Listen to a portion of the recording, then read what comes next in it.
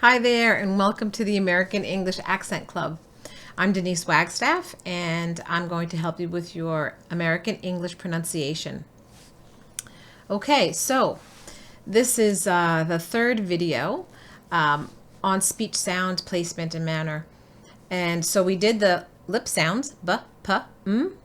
We did the alveolar sounds, the sounds on that bumpy ridge right behind your teeth, t, d, n, l, s, z, popular spot. Now we're going to go a little further back in the mouth, just a tiny bit. And we're going to talk about the affricates.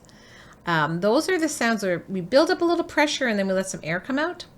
So if you think of the s sound, an S, it's on that bumpy part.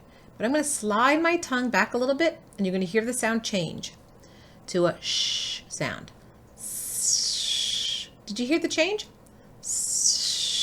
I just bring my tongue a tiny bit back from that bumpy part, that alveolar ridge, and I'll change. What's actually happening is as my tongue goes further back, I'm allowing the air to go not through the skinny little groove I had for this sound, but over a wider area on the tip of my tongue. And it changes the sound from a s to a sh, like show and shoe and should you and shucks. Shh, shh, the baby's sleeping. Shh, that's a popular thing we may say. Shh, be quiet. Okay, so that's the sh sound. It's an airflow sound, no voicing. But we do have a cognate for that. The zh sound. Zh. There aren't too many sounds in American English with that sound. Actually, in any English. But we do have it in words like measure and treasure. Voiced. And that tongue is just a little bit back from that bumpy part. Zh and sh. You can always check your voicing by touching your vocal cords. Here's your voice box, your larynx. If you touch there, you can tell. If you feel vibration, then you're voicing. If there's no vibration, you're not voicing. Okay, so we have sh and zh. But now we also have the ch sound, which is in the same place as the sh, only we're going to close up our mouth completely with our tongue up against the palate there and build up that pressure, ch, ch, and let it come out. Words like chop and chunk. It's not voiced. Ch, ch, ch. Chop, chunk, chick. Those are all ch sounds, okay? Unvoiced. Cognate for that is the j sound. J.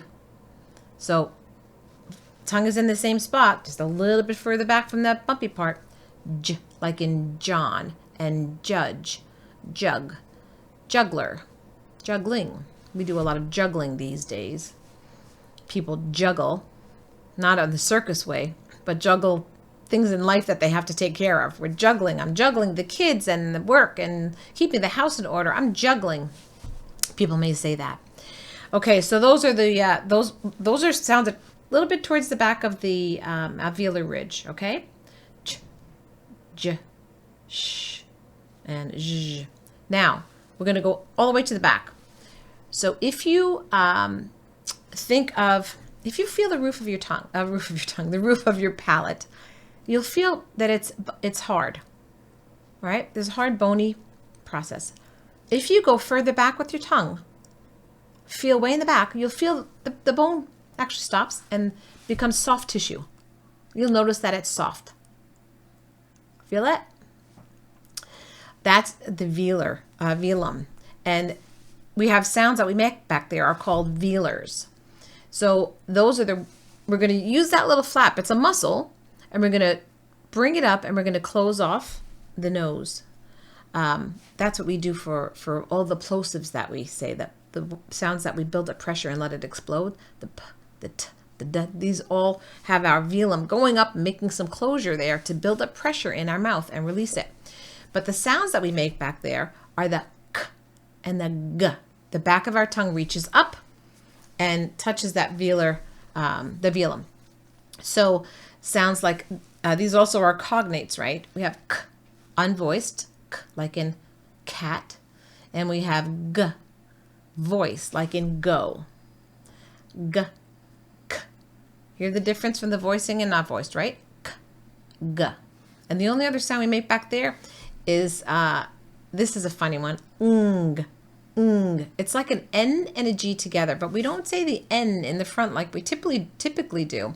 We make it in the back when it's joined up with an NG. So you'll hear it in words like song, or bring. And we don't really even voice the G sound very much, but we make that N in the back, bring. It's a nasal. We're closing up the mouth and allowing the resonance, the airflow, and also the vibration to come through the nose. Bring a king. Sing the king a song. Okay, so those are the velars. So if we do a really quick wrap up, lip sounds, p, b, alveolars, t, d, n, l, s, z. We have affricates, ch, sh, j, and we have the velars, k, g, and ng. Now there's an I haven't talked about. I'm going to give you a whole separate one on because that's a hard one, and I'm going to teach you how to say it. And there's also, and also, I didn't go over those. But anyway, that's enough, I think, for this video. Anyway, I hope that's helpful. If you have questions, just let me know. Be happy to answer them for you and to help you really learn how to say these sounds. That's my area of expertise, so I'm happy to help you with that. Anyway, thanks for watching. Thanks for being part of the American English Accent Club. Subscribe, share, tell your friends, and we'll be moving forward with more videos that'll help you with your American English pronunciation. Thanks so much for watching. See ya.